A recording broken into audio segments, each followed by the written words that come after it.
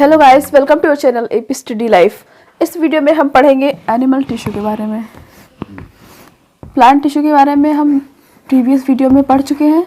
अगर आपने वो वीडियो नहीं देखी है तो आप प्लेलिस्ट बना दी गई है, आप जाके वहाँ पे उसको चेकआउट कर सकते हैं, देख सकते हैं वीडियो। और वहाँ पे टिश्यू को बहुत अच्छे तरीके से समझाया गया है और प्लांट टिश्यू को भी बहुत अच्छे से उसमें समझाया गया है। वो चीज़ें आप देख सकते हैं। इस वीडियो में हम पढ़ेंगे एनिमल टिश्यू के बारे में। तो थोड़ा सा समझ लेते हैं। एनिमल इसमें किसी भी ऑर्गेनिज्म के सेंस में लिया गया है। जितने भी मतलब जीव हैं उनमें किस तरीके से टिश्यू का डिवीज़न हुआ है।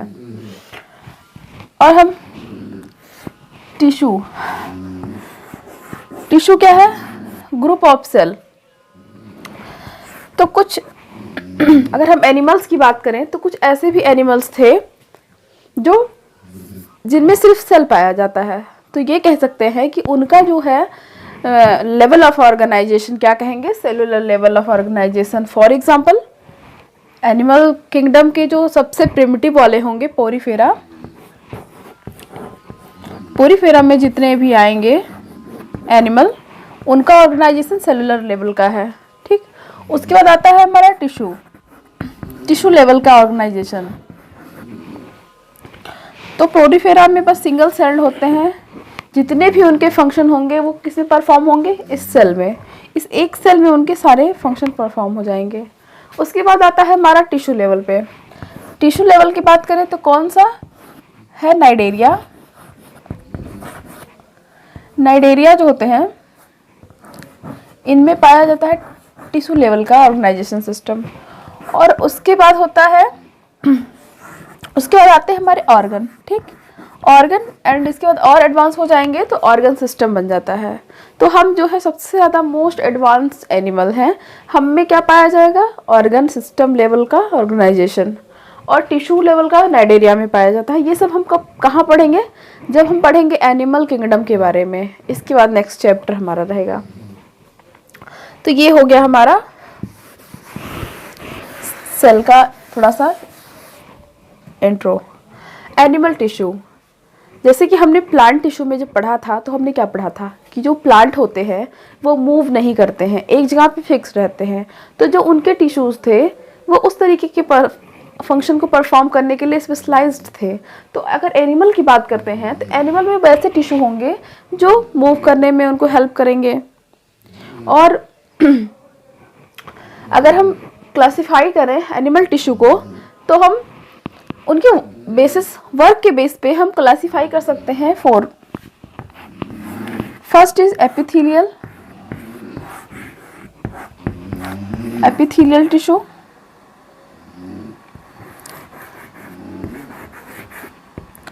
And second is connective tissue.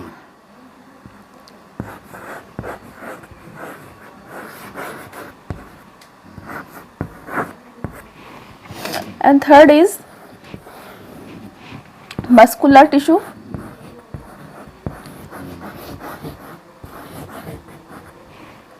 And fourth is nervous tissue.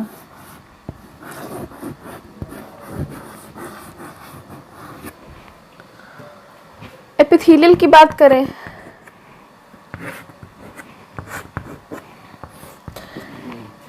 एक बार हम ओवरलुक ले लेते हैं चारों का, उसके बाद आगे स्टार्ट करेंगे। तो एक चीज़ और हमें समझने की ज़रूरत है कि अगर किसी भी लिविंग ऑर्गेनिज्म की जो बॉडी होती है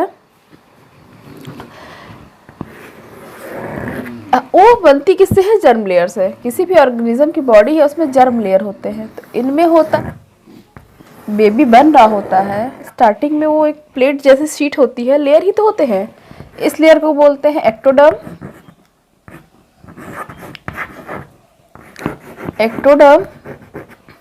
बीच वाले को बोलेंगे मीजोडर्म।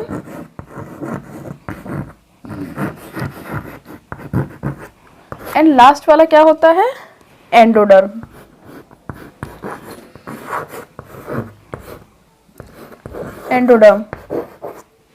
तो बात करें जर्म लेयर की, ये क्या है हमारा? ये जर्म लेयर है।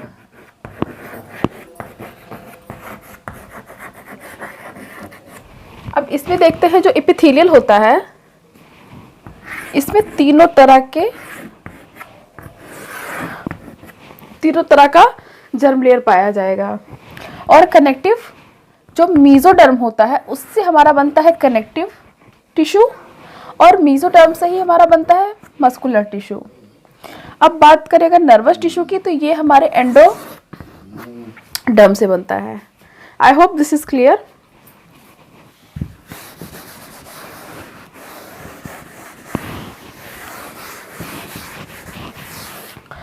अब बात करते हैं, मान लेते हैं ये एक ह्यूमन की बॉडी है।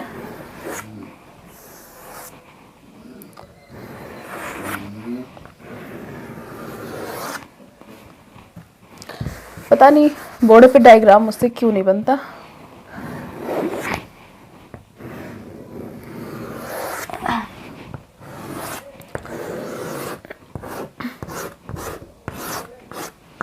फॉर एग्जाम्पल ये एक ह्यूमन है, तो हम बात करें अगर इसका थोड़ा और सही करना पड़ेगा।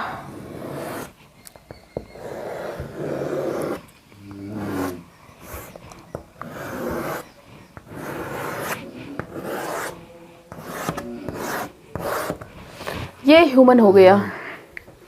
अब ह्यूमन की बात करें इस लेयर की, अपर लेयर की, जैसे कि हमारी स्किन होती है, ये जो होती है ये होते हैं एपिथेलियल टिश्यूज।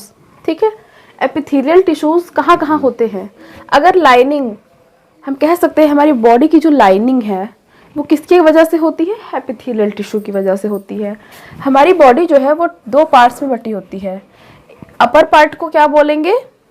इसको बोलते हैं थोरैसिक कैविटी, इसको बोलेंगे थोरैसिक कैविटी, यहां लिख देती हूं।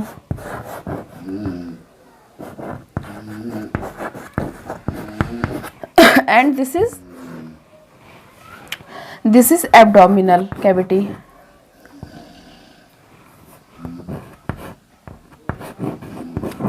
Abdominal cavity. तो हम बॉडी को टू पार्ट्स में बांट सकते हैं। Half body is thoracic cavity, जिसमें हमारे लंग्स वगैरह पड़े होते हैं, जिसमें हमारे लंग्स पड़े हैं। और अगर बात करें जिसमें हमारा स्टमक आ जाता है, ये हमारी कौन सी है? एब्डोमिनल कैविटी है, जिसमें हमारा स्टमक है, इंटेस्टाइन है, लीवर है, सारी चीज़ें हैं। तो एपिथेलियल टिश्यू जो होता है, हमारी जो बॉडी है, इसमें एक आउटर सरफेस पे लाइनिंग होती है, एक इनर सरफेस पे लाइनिंग होती है। तो जो लाइनिंग का होता है हमारी बॉडी में, वो किससे होता है? एपिथेलियल टिश्यूज से बना होता है। एपिथेलियल टिश्यूज जो होते हैं वो क्या करते हैं? हमारी बॉडी में लाइनिंग करते हैं। कनेक्टिव टिश्यू की बात करते हैं। कनेक्टिव टिश्यू क्या करता है? हमारी बॉडी में ट्रांसपोर्ट का काम करता है।